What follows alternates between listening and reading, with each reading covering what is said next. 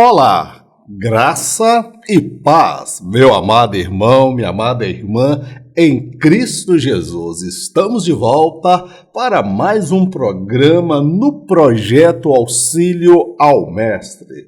E para você que está chegando agora e não me conhece, eu sou o presbítero Mauro Lócio e semanalmente estamos aqui produzindo conteúdo para auxiliar os professores e professoras da Escola Bíblica Dominical. Quero deixar um abraço muito grande para você que está acompanhando também a nossa live, sempre aos sábados, às 19 horas, um dia antes da Escola Dominical. Nós estamos aí lançando o nosso conteúdo, repassando a lição, cujo objetivo é auxiliar você, meu amado professor e amada professora, que vai ministrar a lição no dia de amanhã. E aqui nós vamos aproveitar para dar uma pincelada na lição que será ministrada no próximo domingo, tá bom, meu querido? Você é o nosso convidado especial.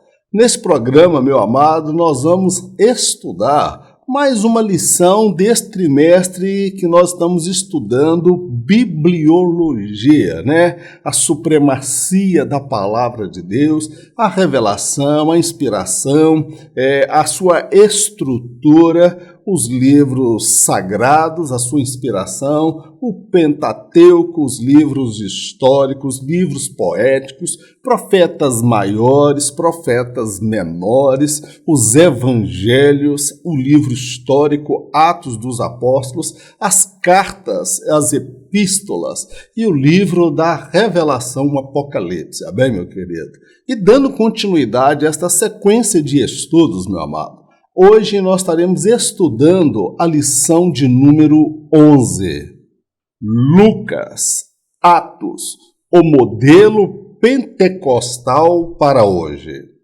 Leitura bíblica, Lucas capítulo 1, versos 21 ao 22 e Atos capítulo 2, versos de 1 ao 4. E o povo estava esperando a Zacarias e maravilhava-se de que tanto se demorasse no templo. E saindo ele, não lhes podia falar, e entenderam que tivera alguma visão no templo, e falava por acenos e ficou mudo.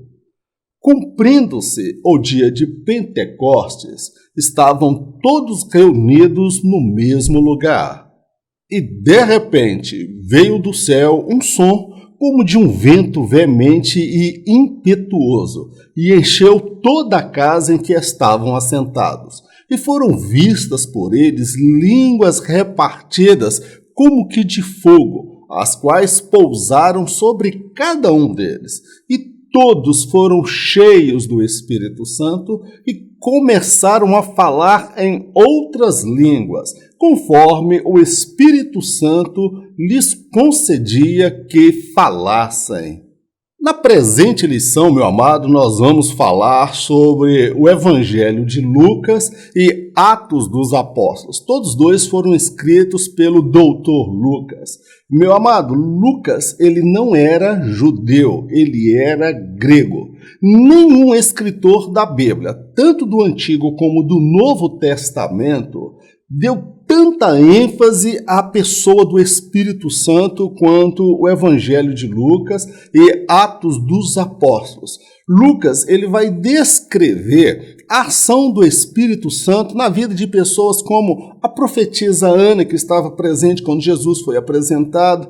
Vai falar a ação do Espírito Santo na vida de Simeão, quando ele era com a idade bem avançada, e o Espírito Santo havia dito que ele não partiria sem antes ver a redenção de Israel. Nós vemos também o Espírito Santo na concepção virginal de Maria. Nós vemos o Espírito Santo na vida de João Batista, quando ainda ele era um bebê no útero de Isabel. Então, Lucas, ele vem mostrando a ação do Espírito Santo. E em Atos dos Apóstolos, a segunda obra produzida por Lucas, o Espírito Santo ele é apresentado como o poder que move a igreja, o mentor da igreja, aquele que conduz a igreja, que atuou na sua inauguração e vai conduzir a igreja às mansões celestiais. O Evangelho de Lucas, o Espírito Santo no ministério de Cristo.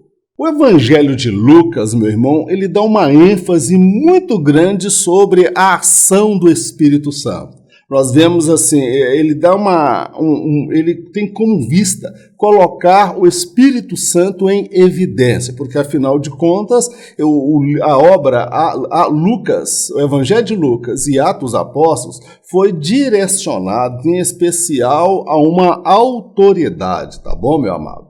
E ele procurou mostrar para essa autoridade, o excelentíssimo Teófilo, que Jesus era o Cristo e todos os episódios que envolveram a sua chegada. E nós vamos compreender, meu irmão, através do Evangelho de Lucas e dentro de Cristologia, que tudo que Jesus fez, ele o fez enquanto homem. Então, qual a razão de tantos sinais, maravilhas e prodígios realizados por ele? É porque Jesus viveu na total dependência do Espírito Santo. Ele abriu mão dos atributos da divindade, se esvaziou da sua glória e viveu 100% homem, mas não deixou de ser Deus. Então, nós vamos ver que Jesus, ele dependeu da ação do Espírito Santo no seu ministério. O Espírito Santo no Evangelho. Lucas apresenta as várias ações do Espírito ligadas à vinda do Messias, entre as quais estão a concepção virginal de Maria, a reação do bebê ainda no útero de Isabel, a profecia de Zacarias, a revelação dada a Simeão e o fervor espiritual da profetisa Ana. O objetivo de Lucas era mostrar como Deus preparou um ambiente favorável para a chegada de seu filho. Lucas, meu amado, ele vai dar aqui uma ênfase, como nós dissemos, à pessoa do Espírito Santo, tá bom, meu amado? E ele vai mostrar não somente o Espírito Santo na vida do Messias, do Cristo, mas ele vai mostrar o Espírito Santo na vida de várias pessoas, como que Deus comunicando, preparando mentes e coração. Vamos ver primeiro, Lucas, ele vai trazer um registro, meu irmão, acerca da concepção virginal de Maria. Ela falou, como poderá acontecer se eu não tive contato com homem algum? Mas não se preocupe, hoje descerá sobre ti o Espírito Santo e o poder do Altíssimo te envolverá. A seguir, ele mostra a profecia de Zacarias, quando nasce o seu filho, meu irmão, João Batista, tá bom? Nós vamos observar aqui que Zacarias, ele foi orientado pelo Espírito que ele teria um filho, Deus havia falado com ele,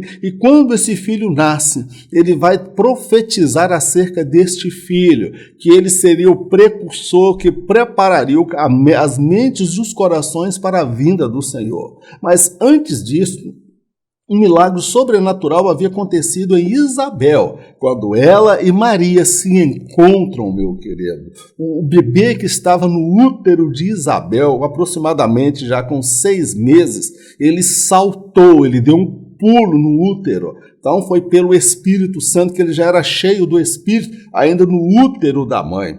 E também a revelação que foi comunicada a Simeão, um sacerdote, ao qual o Espírito Santo havia dito para ele que ele não morreria sem antes ver o Cristo, meu amado. E ele perseverou e indo ao templo pelo Espírito. Eu acho linda a colocação de Lucas, que ele foi pelo Espírito. E ali ele viu o Cristo e ele profetizou e disse para Maria que uma espada iria transpassar o seu filho, iria feri-lo, meu amado. Nós vamos ver também o Espírito Santo no fervor espiritual da profetisa Ana. embora fosse viúva, com uma idade avançada. Nós vamos ver ali a ação de Deus. Então, Lucas, ele mostra pessoas com idade avançada, Simeão, Ana, vamos dizer, Zacarias, Isabel, experimentando um sobrenatural da parte de Deus. E uma pessoa tão nova e jovem como Maria, que ficou grávida pelo Espírito, e um bebê, todos estes tendo experiência com o Espírito Santo. Então, Lucas queria mostrar que a ação do Espírito Santo está ao alcance daqueles que temem a Deus e fazem a sua vontade. O Espírito Santo e o batismo de Cristo. João Batista era primo de Jesus e também o seu precursor. Ele teve o privilégio de batizar o Cristo. A presença de Jesus, do Espírito e do Pai tinham como objetivo honrar o ministério de João e prepará-lo para o martírio. Vale ressaltar que Jesus não necessitava ser batizado, pois não possuía nenhum pecado. O batismo de João, meu irmão, se nós olharmos pela lógica humana, Jesus ele não necessitava ser batizado. Então, por qual razão Jesus compareceu ali para ser batizado? Ali nós podemos trazer muitas explicações teológicas e doutrinárias, mas eu quero trazer aqui uma questão prática, não é a última palavra no assunto, tá bom, meu amado? É apenas um ponto de vista que o Senhor comunicou ao meu coração.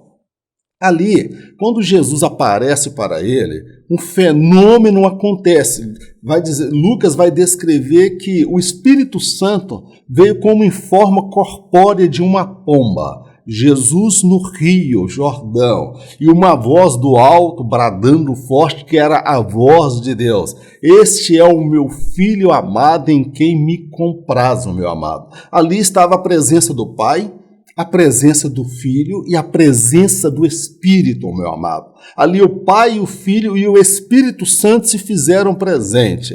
E diante daquela visão e diante daquela presença, João Batista, quando ele depara que era o Cristo, até então era o que? Era o primo dele. Mas naquele momento o Espírito Santo abriu a mente e ele falou: eu que preciso ir até você e você que vem até a mim, meu amado. Ali nós vemos a Trindade, o Deus Pai, o Deus Filho e Espírito Santo honrando o ministério de João Batista. Ele foi voz do que clama no deserto: preparai o caminho do Senhor. Ele veio para preparar as mentes e os corações para a chegada do Cristo. Mas aquela ida do Pai, do Filho e do Espírito, aquela presença ali, além de honrar, tinha como também objetivo preparar João Batista para o martírio, porque ele sempre falou acerca do reino de Deus, acerca do Cristo, acerca do Messias que viria,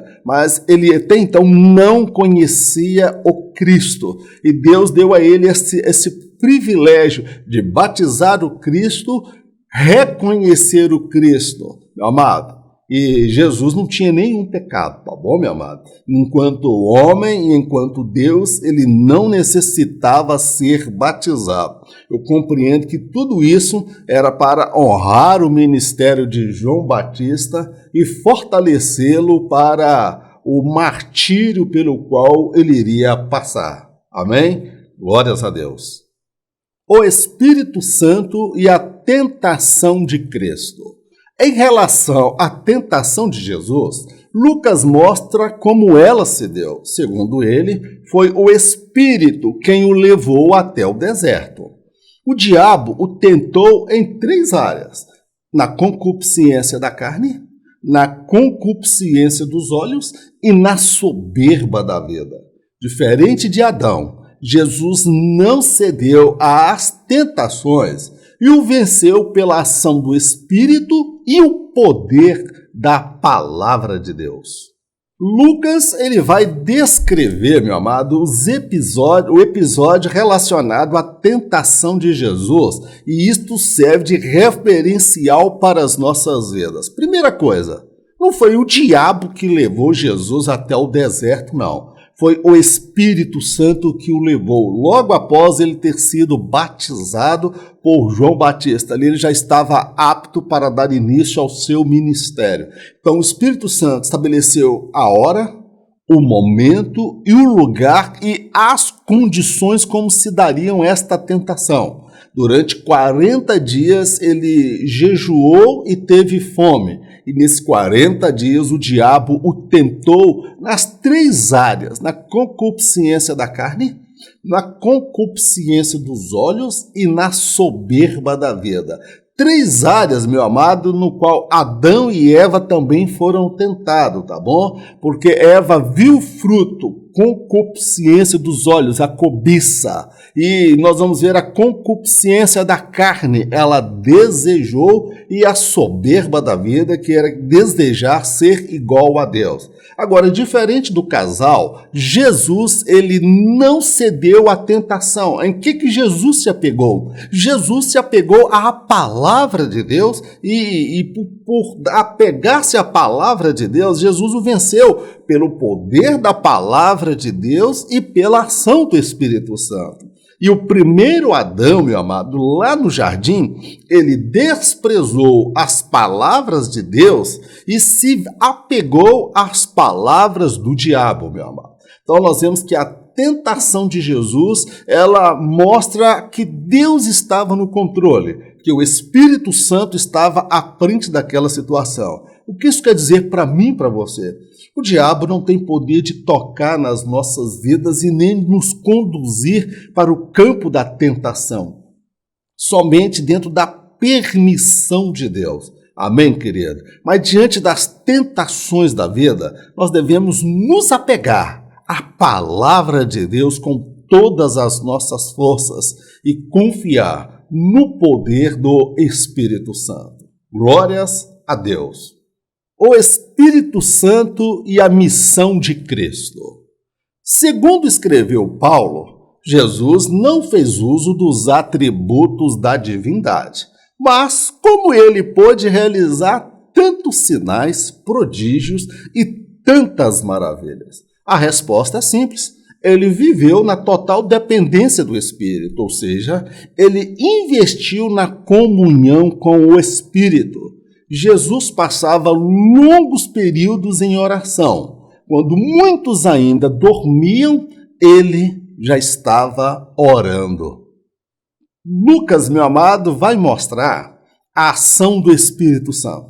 Ele vai mostrar quando Jesus entra na sinagoga, abre a Bíblia, o profeta Isaías, e diz: o Espírito do Senhor está sobre mim, pelo que o Senhor me ungiu. Ali, Jesus falou: hoje se cumpriu esta palavra. Então, todos entenderam que estava se apresentando como Cristo, como o Messias, o Filho de Deus. E eles tentaram até matá-lo nesta ocasião. Lucas vai ressaltar que Jesus, tudo que ele fez, tudo que ele realizou foi porque ele estava cheio do Espírito Santo, revestido do Espírito Santo. O Espírito do Senhor está sobre mim, pelo que o Senhor me ungiu para evangelizar os pobres, para libertar os cativos e oprimidos, meu amado. Então nós vamos ver que Paulo vai afirmar que Jesus, ele, lá em Filipenses, que ele não fez uso dos atributos da divindade.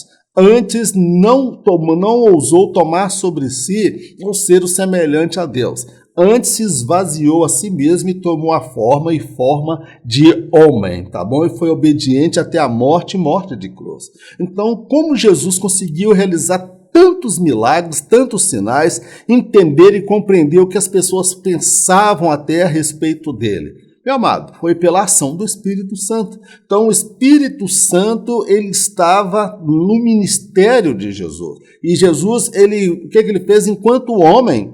Ele orava, ele jejuava. Jesus acordava de madrugada, meu amado, e muitas vezes nas noites ia para a vigília. Ele investiu na oração, no jejum, na comunhão plena com o Espírito Santo. Enquanto muitos, como eu, estavam dormindo, descansando, Jesus, ele também tirou tempo para o descanso, mas ele investiu longos períodos em oração para ter a plena unção do Espírito Santo no seu ministério. Amém? Vamos seguir adiante. Atos dos Apóstolos, o Espírito Santo no ministério da Igreja. Nesse tópico, meu amado, nós vamos ver o Espírito Santo no livro de Atos dos Apóstolos. Mais uma vez, nós vamos ver Lucas, logo no começo do livro, ele lembrando uma palavra dita por Jesus. Ficai em Jerusalém até que do alto sejais revestidos de poder. Então ele começa a narrativa a partir dessa premissa dita por Jesus, que os apóstolos dependiam do Espírito Santo para só então pregarem o Evangelho. Eles não estavam ainda preparados, eles precisavam do revestimento de poder. Então nós vamos ver o Espírito Santo inaugurando a igreja, o Espírito Santo ampliando, convencendo homens do pecado, da justiça e do juízo, e o Espírito Santo conduzindo a igreja para além das fronteiras de Israel, nas nações gentias, meu amado. Então nós vamos ver a ação do Espírito Santo em Atos dos Apóstolos. O Espírito Santo em Atos. Este livro pode ser muito bem definido como Atos do Espírito. Do começo ao fim, ele está presente em cada etapa do amadurecimento dos apóstolos à frente da igreja. No início do livro, Lucas faz menção da orientação dada por Jesus aos seus apóstolos. Eles deveriam aguardar o derramamento do Espírito e só então estariam aptos para pregarem o Evangelho. O livro de Atos dos Apóstolos, meu amado, ele poderia ser definido como Atos do Espírito Santo. Porque parece que a ação é dos apóstolos, mas por trás da ação, coordenando cada passo, dando inspiração, sabedoria e a orientação, estava o Espírito Santo de Deus. Ele é visto desde o começo como no final do livro, meu amado. Então, o Espírito Santo, Lucas mostra como o Espírito Santo estava presente em cada etapa do crescimento da igreja, do amadurecimento dos apóstolos à frente da obra de Deus, meu amado. Porque os apóstolos não sabiam tudo, não tinham todas as respostas. Haja vista, por exemplo, que quando a igreja começa a crescer, ela tem um crescimento explosivo e vem Barnabé, que pega a sua propriedade, vende e traz aos pés dos apóstolos. Dali, meu irmão, com esse crescimento explosivo, a ação social da igreja foi alvo de conflitos, de atritos. Então, os apóstolos, diante daquela situação, o Espírito Santo orientou acerca da tomada de decisão, acerca do primeiro concílio da igreja, em aquela questão de judaizantes que queriam transformar os gentios em judeus, transformá-los em judaizantes. Então o Espírito Santo orientou na tomada de decisão. Então nós vamos ver o Espírito Santo conduzindo os apóstolos e trazendo para eles o que? Amadurecimento. A partir de que surgiam as demandas, as dificuldades e determinadas questões, o Espírito Santo vinha trazendo respostas. Então, nós vemos que no início do livro, Lucas ele vai fazer menção das palavras ditas por Jesus. Na verdade, até uma prerrogativa, uma condição. Falei, olha, vocês andaram comigo 3 anos e meio aproximadamente, que ele andou com eles. Vocês viram os sinais, os prodígios, milagres e maravilhas. Mas vocês precisam esperar o revestimento do poder. Fiquem em Jerusalém até que vocês sejam revestidos do poder. E depois que vocês receberem o Espírito Santo, no sentido do revestimento, porque o Espírito Santo eles já tinham, irmãos. Agora eles precisavam o quê? Da experiência pentecostal. Eles precisavam desse revestimento de poder para pregarem o Evangelho com mais propriedade, com mais autoridade, com mais unção. Tá bom, meu amado? Glórias ao nome do nosso Deus. A promessa cumprida no Pentecostes. Esta promessa foi feita cerca de 8 séculos antes, mas Jesus a cumpriu 10 dias após sua partida. Vários fenômenos sobrenaturais marcaram a inauguração da igreja. Alguns deles ficaram restritos só àquele dia, mas até hoje Jesus continua batizando os crentes no Espírito Santo e assim se dará até o tão glorioso dia do Senhor. Aqui nós vemos a promessa do Pentecostes. Eu acho maravilhosa esta passagem na Bíblia, quando Pedro ele consegue associar o cumprimento da promessa com o texto, com a referência bíblica, tá bem? Ele vai citar ali o profeta Joel. E nos últimos dias derramarei do meu espírito sobre toda a carne. Esta promessa no livro do profeta Joel, meu amado, ela foi feita aproximadamente 800 anos antes de Jesus. Mas Jesus cumpriu esta promessa com 10 dias após a sua partida. Ele ressuscitou na Páscoa, né? E decorridos 40 dias, ele subiu, foi assunto ao céu, e da Páscoa até o dia do Pentecostes são 50 dias, tá bom, meu amado? Se Jesus ficou 40 dias sendo visto por eles, conforme os evangelhos mostram, então houve um intervalo de 10 dias. O que uma promessa feita com 800 anos, Jesus a cumpriu com 10 dias. E no dia da inauguração da igreja, meu amado, no dia do Pentecostes, daí a razão de afirmarmos sermos pentecostais por causa do derramamento do Espírito Santo. Esse episódio foi marcado com fenômenos sobrenaturais, um vento forte e veemente, línguas repartidas como que de fogo. Os apóstolos, aqueles quase 120 pessoas, começaram a falar em línguas, mas era uma língua conhecida das pessoas que estavam em Jerusalém naquela ocasião, mas eles mesmos não sabiam que estavam falando em outro idioma, tá bom, meu amado? Então nós observamos que esses fenômenos sobrenaturais, alguns deles, irmãos, ficaram restritos somente para aquele episódio. Agora, a promessa do derramamento do Espírito Santo, ela continua nos nossos dias. Eu conheço irmãos que foram batizados no Espírito Santo. Eu tive a minha experiência pentecostal também, quando eu fui batizado no Espírito Santo. Jesus continua batizando os crentes no Espírito Santo e continuará batizando, meu amado, conforme a palavra do nosso Deus, a promessa até o do tão glorioso dia do Senhor. O que não vai acontecer, talvez, é aquele vento veemente, aquele som, aquele barulho e aquelas línguas vistas pode tomar formas diferentes, porque Deus não precisa fazer da mesma forma. Deus faz de formas diferentes e os outros relatos na Bíblia, em Atos dos Apóstolos, acerca do derramamento de poder, não mostra que houve línguas como línguas de fogo, que vento veemente, barulho, não. Foi só naquele momento. Mas o falar em línguas, ele se repetiu várias outras vezes. Amém, queridos? Glórias a Deus. A expansão da igreja primitiva. Um crescimento explosivo marcou o início da igreja. As 2 primeiras pregações de Pedro alcançou 8.000 pessoas. Felipe ganhou Samaria ao pregar o evangelho ali. Cornélio e sua família foram os primeiros gentios a serem alcançados. Paulo pregou aos gentios. A partir de então, a igreja se espalhou por todo o vasto Império Romano, chegando até Roma. A igreja, ela viveu um momento explosivo, um crescimento explosivo.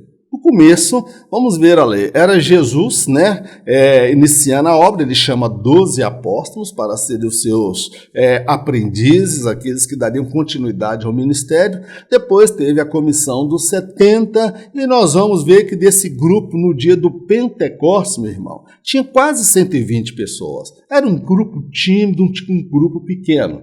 Depois da pregação de Pedro no dia do Pentecostes, 3.000 se converteram e foram batizados e cheios também do Espírito Santo. Precisamos entender.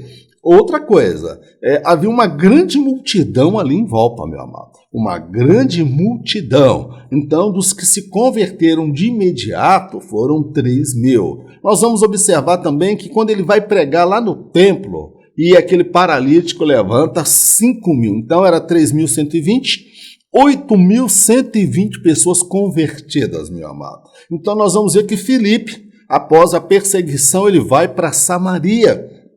E ele prega em Samaria e a cidade de Samaria se converte. Então, no começo, a igreja estava ganhando almas, mas muitas almas mesmo. Lucas vai afirmar que muitos sacerdotes creram no Senhor Jesus. Cornélio, meu irmão, a primeira família gentia.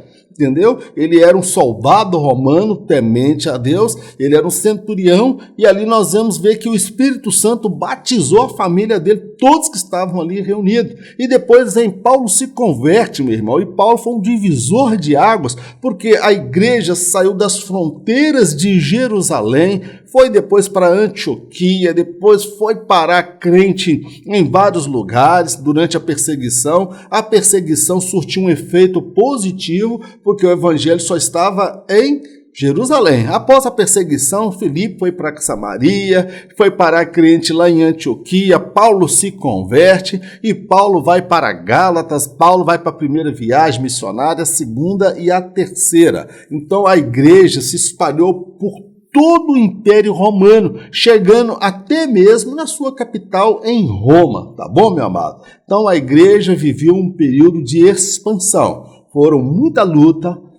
lutas, muitas perseguições, a morte de Tiago, que foi morto, prenderam Pedro para matar no dia seguinte, mas Deus deu livramento para ele. Nós vamos ver muitas conversões e muitas perseguições.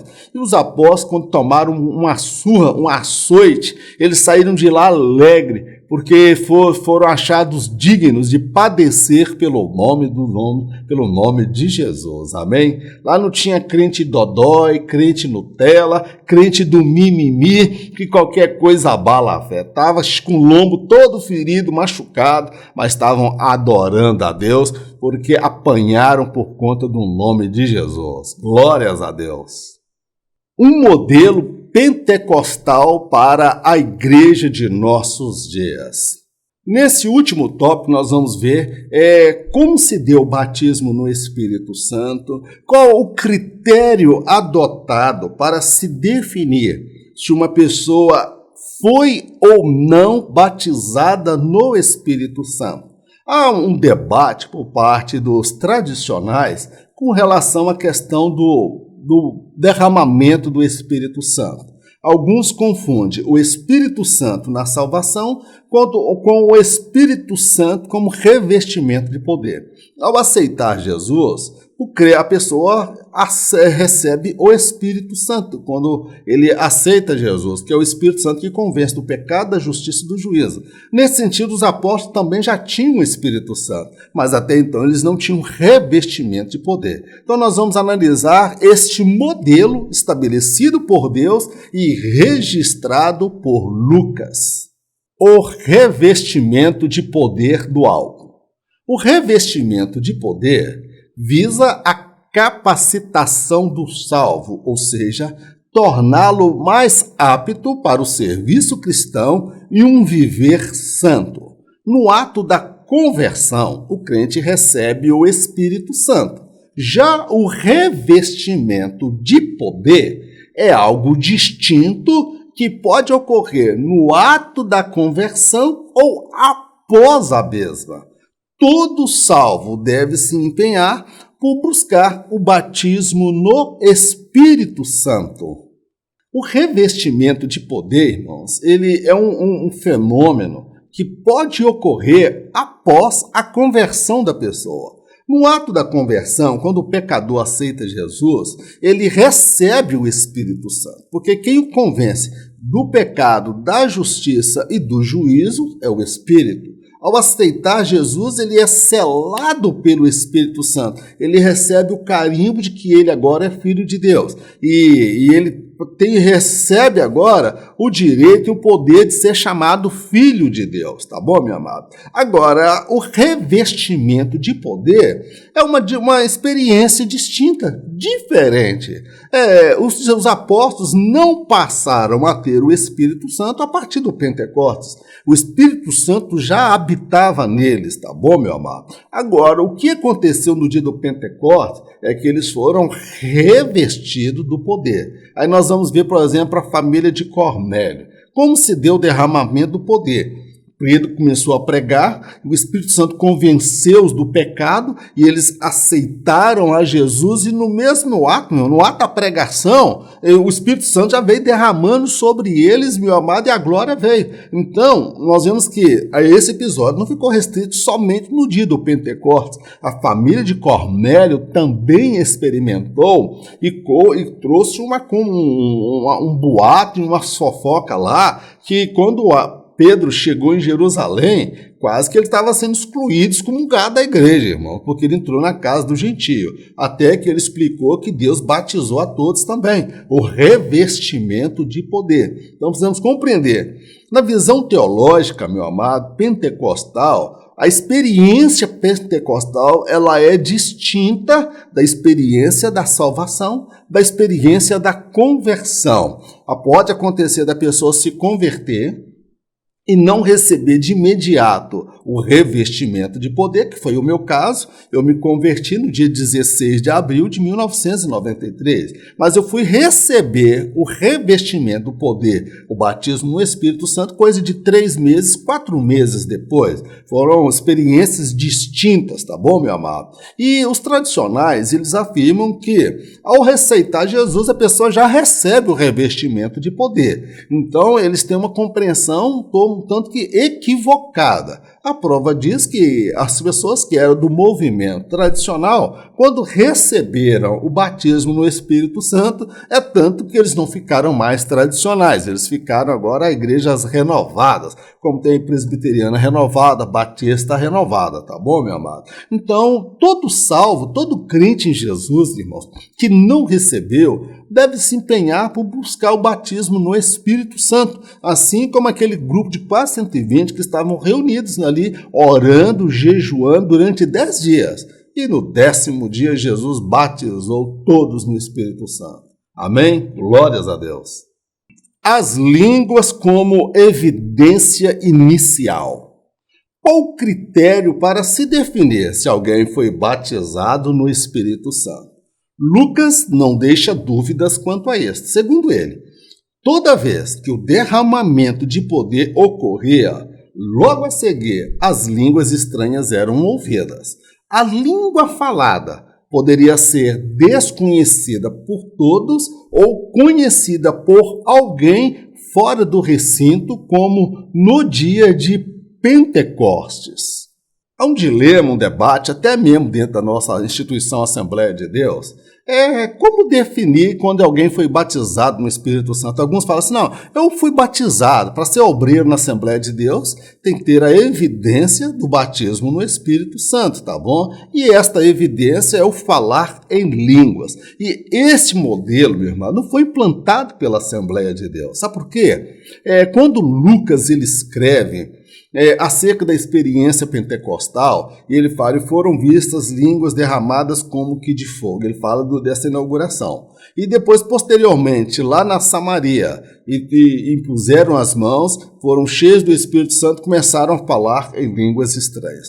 Toda vez que Lucas se referia ao derramamento do Espírito, ele associava com o falar em línguas. Assim foi na casa de Cornélio.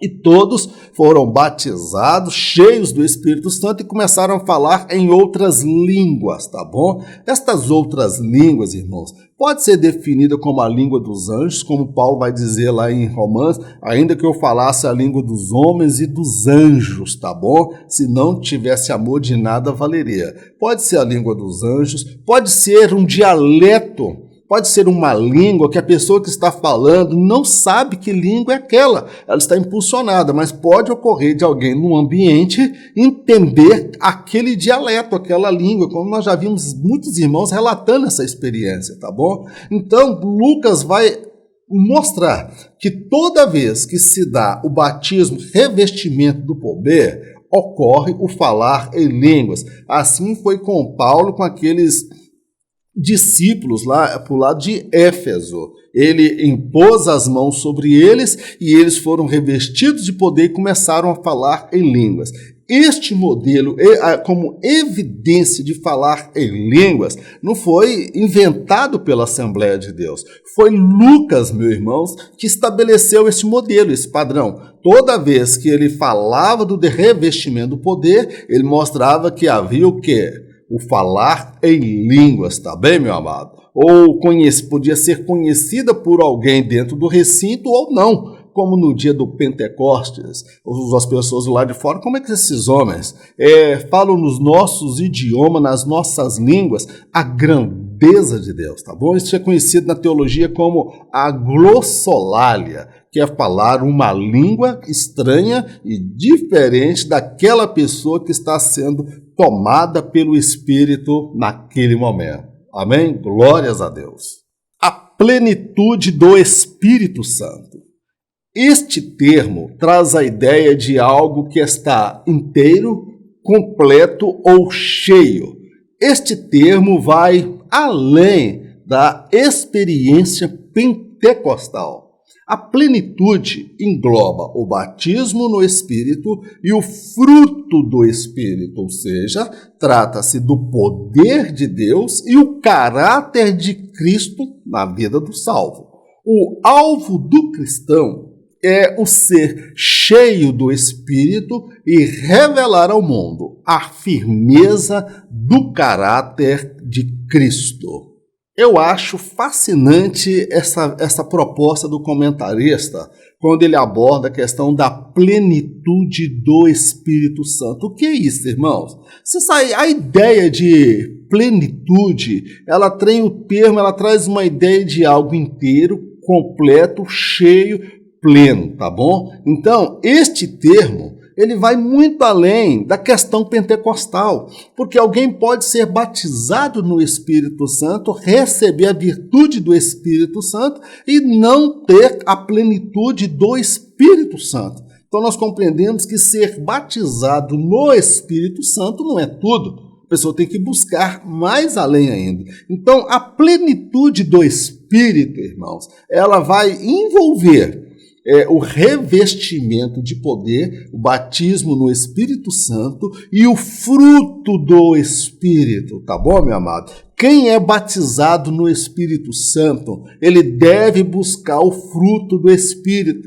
O batismo no Espírito Santo e os dons espirituais é revestimento de poder para exercer o trabalho. O fruto do Espírito é a expressão do caráter de Cristo, do aroma de Cristo visto nas atitudes, no comportamento, na índole daquela pessoa. Então, a plenitude do Espírito, ela vai envolver o batismo no Espírito Santo, os dons espirituais, mas acima de tudo, irmãos, o fruto do Espírito, que denota o caráter de alguém que foi transformado pelo Evangelho de Cristo. Amém, querido?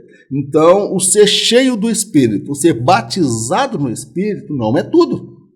Eu preciso buscar os dons espirituais, o batismo no Espírito Santo e preciso buscar o fruto do Espírito.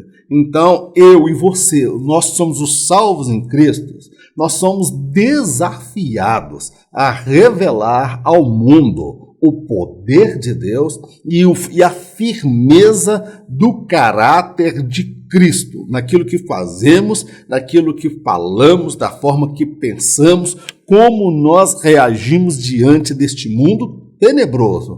Tá bom, meu amado? Glórias a Deus. Meu irmão, encerramos aqui a nossa ministração. É muito pouco tempo para abordar tantas grandezas da palavra de Deus. A minha oração é que o Espírito Santo venha completar aquilo que não foi possível em virtude das minhas limitações, tá bom, meu amado? Eu quero deixar um recado rápido para você. Se você deseja receber este material semanalmente em PDF, eu te convido a fazer parte do grupo dos 300. Esse grupo, meu irmão, são aquelas pessoas que, primeiro, compreendem que esse projeto é de Deus. E por entender que esse projeto é de Deus, elas se apresentam para nos ajudar. Tem aí o meu telefone no rodapé. Estamos há 5 anos, fazer 6 anos, que estamos produzindo conteúdo para auxiliar os professores da escola bíblica, tá bom? Nós não ganhamos dinheiro aqui com visibilidade do YouTube. Eu não sou patrocinado por nenhuma instituição. Se você compreende que esse projeto é de Deus, faça parte do grupo dos 300, nos ajude com uma ajuda voluntária. Pode ser de 30, de 40, de 50, aquilo que Deus falar ao seu coração e aquilo que estiver ao seu alcance, tá bom, meu amado? Então, vamos orar, que Deus abençoe a todos, nós vamos fazer a nossa oração. Senhor Deus, nós te agradecemos por mais esse programa, pelo ensino da Tua Palavra, a Ti toda a honra, toda a glória, todo louvor e toda a adoração. Toma as nossas vidas nas Tuas mãos. Meu Deus, dá-nos o revestimento de poder, dá-nos, ó Pai, o caráter de Cristo. Nós queremos ter a plenitude do Espírito, que é o poder do Senhor nos revestindo para pregar e o fruto do Espírito nos capacitando para viver aquilo que pregamos. Meu Deus, usa-nos conforme o Teu querer e a Tua vontade nesta geração. Fica conosco, dá-nos a Tua bênção e a Tua proteção. Pois assim te oramos agradecidos, no nome de Jesus. Amém. Que o grande amor de Deus, a graça do nosso Senhor e Salvador Jesus, as doces consolações do Espírito Santo de Deus, seja com todo o povo de Deus, não somente hoje, mas para todos sempre, em nome de Jesus. Amém. Caso de arrebatamento, eu não estarei aqui para ministrar a próxima lição. Fica triste não. Em caso de arrebatamento, nem eu e nem você estaremos aqui, porque em caso de arrebatamento, eu encontro com você por sobre as nuvens e lá no alto, lindo, maravilhoso, glorioso, majestoso, encontraremos com o nosso amado Senhor Jesus. Fique na paz, Deus te abençoe, em nome de Jesus, amém.